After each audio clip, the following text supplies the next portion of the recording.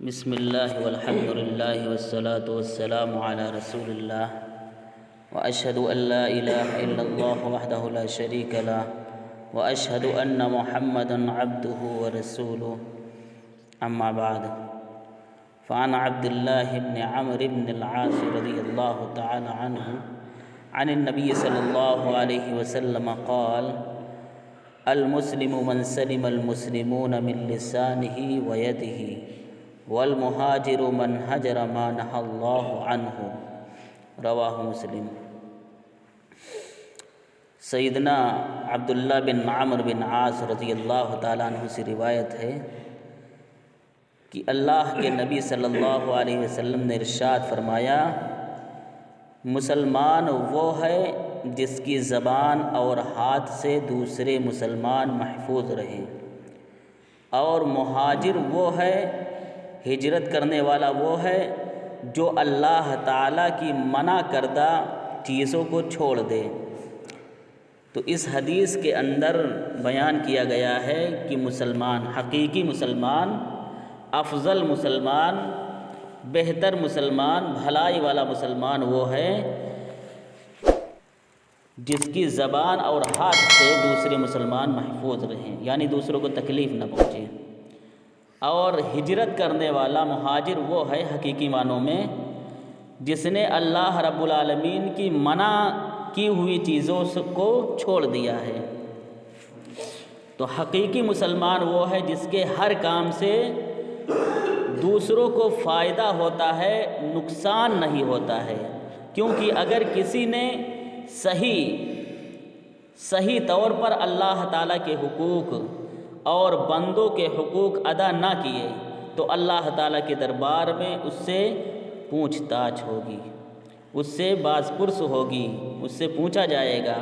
اور ہر چھوٹے بڑے عمل کا آدمی جواب دے گا۔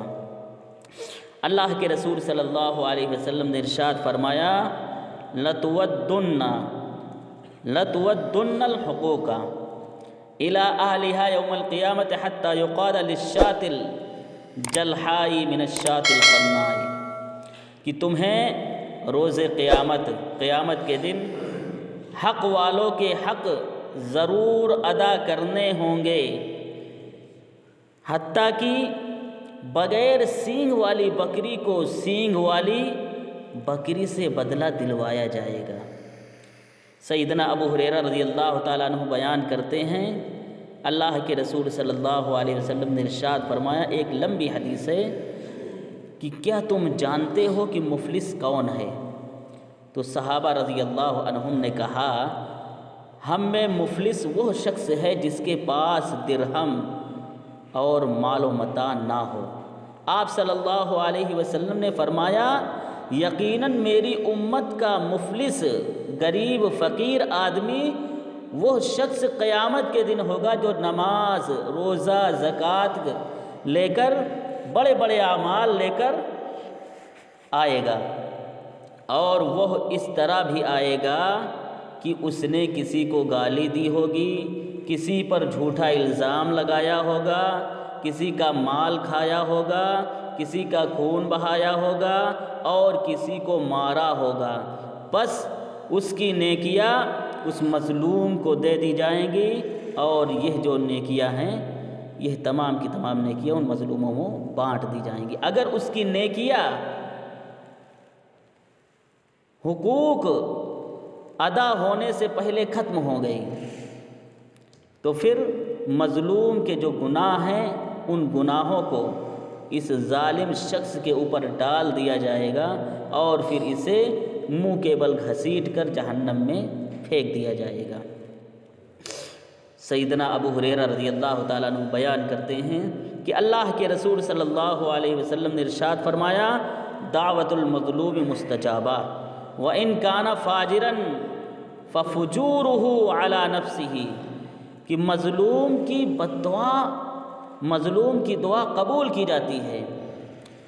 خواہ مظلوم گنہگار ہی کیوں نہ ہو،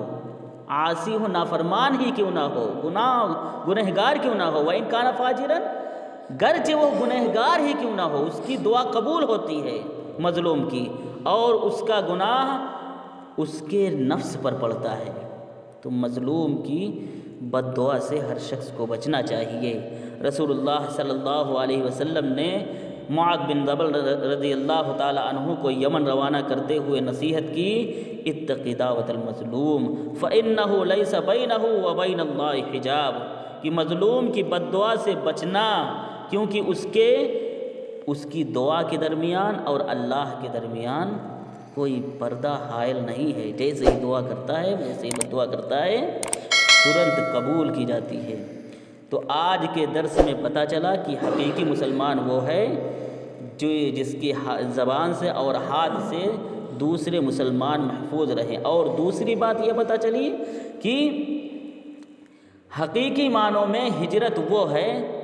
مہاجر وہ ہے، ہجرت کرنے والا وہ ہے جو اللہ رب العالمین کی منع کردہ چیزوں کو چھوڑ دے۔ اور حقیقی مسلمان آدمی اس وقت ہوگا جب وہ تمام لوگوں کے حقوق ادا کرے گا، اور اگر حقوق نہیں ادا کرے گا تو جو گناہ بیان کیا گیا ہے، جو عذاب بیان کیا گیا ہے کہ بغیر بدلہ دیے ہوئے آپ کی بخشش نہیں ہوگی، بغیر نیکیاں دیے ہوئے آپ کی بخشش نہیں ہوگی۔ قیامت کے دن اگر آپ کے پاس نیکیاں ہیں، آپ نے کسی پر ظلم کیا تھا تو آپ کو اس کا بدلہ دینا پڑے گا۔ آپ نے اگر کسی کو گالی دی ہوگی، کسی کو مارا ہوگا، کسی پر جھوٹا الزام لگایا ہوگا، کسی کا مال کھایا ہوگا، کسی کا خون بہایا ہوگا، تو تمام کی تمام نیکیاں مظلوموں میں بانٹ دی جائیں گی۔ اس لیے ظالم مت بنیے اور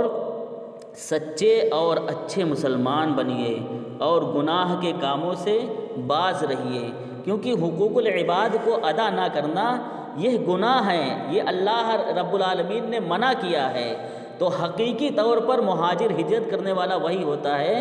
جو اللہ رب العالمین کی منع کردہ چیزوں سے باز آ جائے، رک جائے، منع کردہ چیزوں کو چھوڑ دے۔ اسی طرح مظلوم کی بد دعا سے ہم سب کو بچنا چاہیے، کیونکہ جس پر ظلم ہوا ہوتا ہے اس کی بد دعا قبول ہوتی ہے، اس کی دعا قبول ہوتی ہے۔ تو مظلوم کی بد دعا سے ہمیں بچنا چاہیے۔ اللہ رب العالمین سے میری دعا ہے کہ ہم تمام لوگوں کو نیک، سچے، اچھے اور درست کام کرنے کی توفیق عطا فرما۔ اے اللہ، جب تک ہم اس دنیا میں جیے اسلام اور ایمان پر جیے، اور جب ہمارا خاتمہ ہو تو اسلام اور ایمان پر خاتمہ ہو۔